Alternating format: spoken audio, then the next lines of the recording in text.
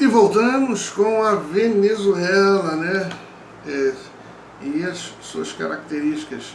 Falamos de Cuba, né? E fizeram as anotações, anotaram aí os principais tópicos.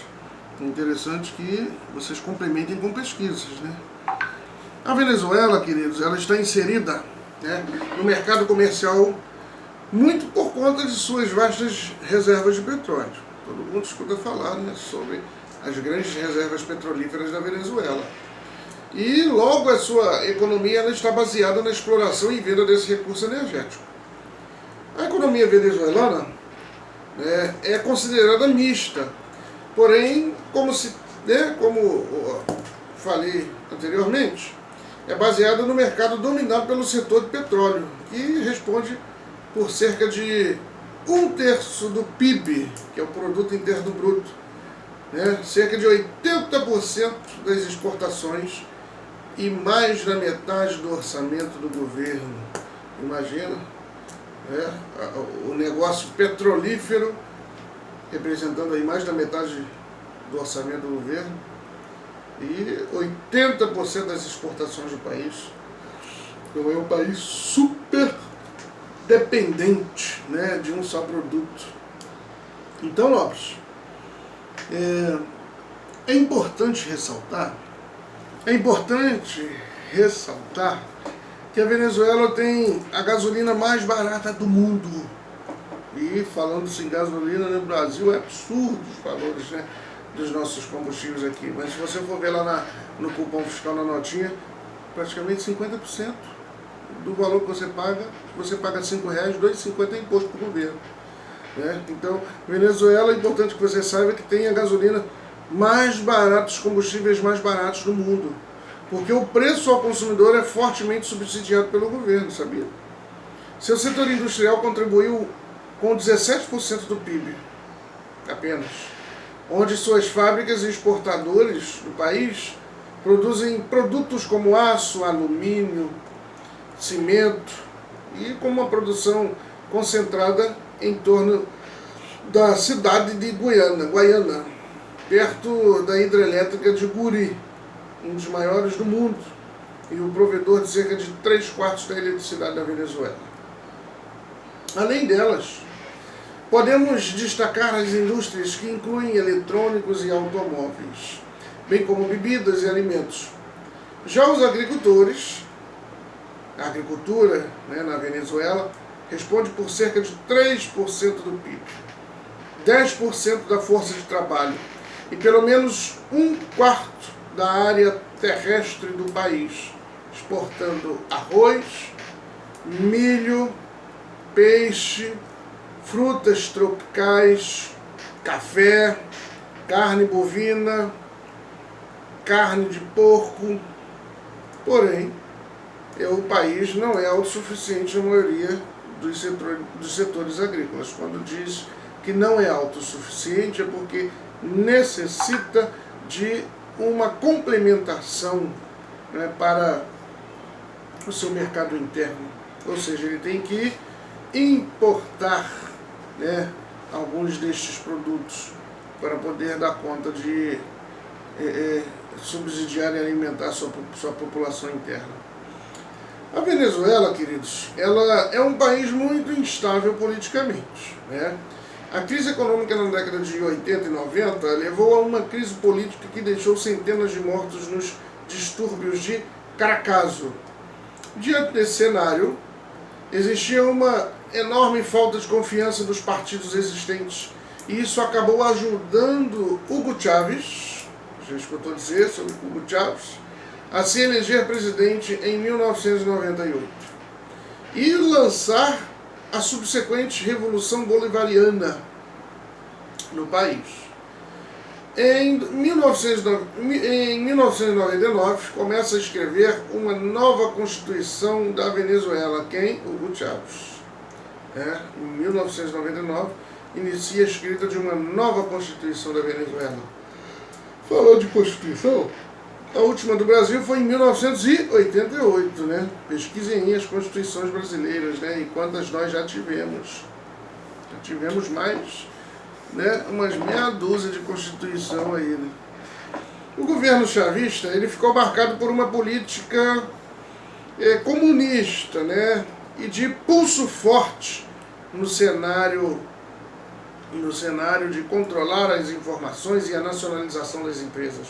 Hugo Chávez, era um político amado por uns e odiado por outros, né, como todos os políticos e presidentes do mundo, né, uma parte gosta, outra parte não gosta, outra parte acha assim diferente. Então, esse amor por uns e ódio por outros era principalmente por conta dos caminhos em que seu governo ia traçando, com políticas de incentivos aos mais pobres e grande força nacionalista. Posteriormente,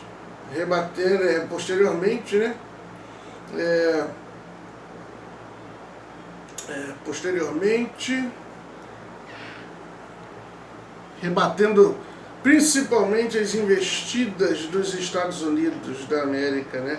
Que país que ele acabou sendo aclamado por parte da população, que levou à reeleição dele em 2006 e em 2012, por conta do pulso firme, da sua postura firme em relação às políticas norte-americanas, né? E essa última eleição dele, 2012, né, no entanto, nunca chegou a ser empossado, devido à sua luta contra as suas complicações médicas, que o levou à morte em 5 de março de 2013. Então, Hugo Chávez, né, veio a falecer no dia 5 de março de 2013. Tendo um governo opressor, né, e midiático, seu governo opressor, né, e midiático, e suas ligações políticas externas também incendiaram a formação de grupos opositores. Um outro fator que aflorava a oposição era o alto índice de criminalidade no país, que por sinal ocorre até os dias atuais, a gente escuta, né? Durante o governo chavista, por mais que tivessem opositores e tentativas de golpes, ele se manteve firme no poder, muito devido ao apoio militar do país.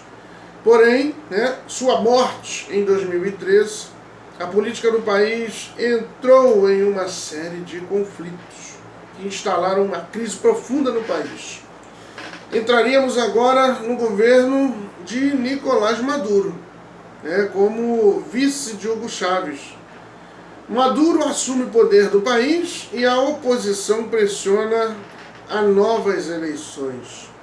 Em desacordo com o governo venezuelano, diversos países freiam suas relações comerciais com o país, muito pressionado pela influência política dos Estados Unidos, que sempre esteve atento ao país e via o momento como uma grande oportunidade de incentivar opositores a tomar o poder e, enfim, voltar a estreitar os laços políticos e econômicos com a Venezuela. A inflação na Venezuela começa a disparar e o país entra em uma grande crise econômica. Na oposição surge um forte nome, né? E o jovem Henrique Capriles, um jovem político, governador do estado de Miranda, que tem sua formação política neoliberalista. E ainda em 2013 ocorrem novas eleições políticas. Nicolás Maduro disputa então as eleições contra Henrique Capriles, porém com um eleitorado chavista ainda muito forte. Maduro ganha as eleições com 50,61% dos votos, contra o candidato da oposição, que teve 49,2% dos votos. Na época, né, o partido Mesa da Unidade Democrática contestou sua nomeação como uma violação da Constituição. No entanto, o Tribunal Supremo de Justiça venezuelano decidiu que, segundo a Constituição Nacional, Nicolás Maduro é o presidente legítimo e foi investido como tal pelo Congresso venezuelano. O governo de Maduro é presente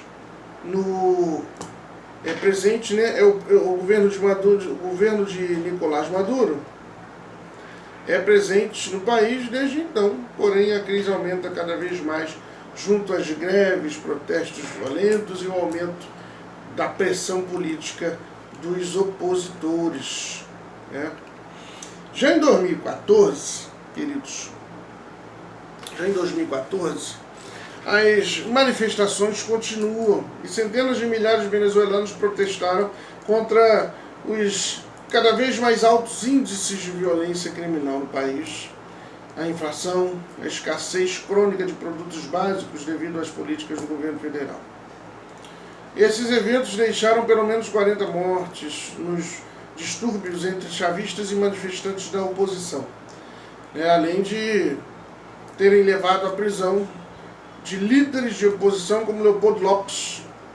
Além da hiperinflação e os altos índices de criminalidade, existe hoje uma escassez de produtos básicos e um aumento da censura da imprensa no país. Atualmente, a Venezuela, queridos, passa um dos seus piores momentos políticos, né? Onde Juan Guaidó, você deve lembrar, Juan Guaidó se considera presidente e é apoiado por diversos países do mundo, inclusive o nosso Brasil, né? E do outro lado, Maduro ainda tenta se manter como presidente do país. Então pesquise um pouco mais sobre o atual momento político da Venezuela, né? E não deixe de estar sempre atento às atualidades, porque essa questão geopolítica, né? Lembra lá atrás, geografia política, geopolítica, lembra da geopolítica, que é esse relacionamento, essa interação, interlocução de poderes entre as nações, entre as potências, entre os estados. Então, né, a todo momento, um novo fato, um novo evento ocorre e coloca as informações, né, sempre em atualização. Então pesquise mais sobre Venezuela, sobre suas características políticas, econômicas, geográficas, sobre suas características geopolíticas atuais, né, para que você esteja sempre atento, né, aos fatos.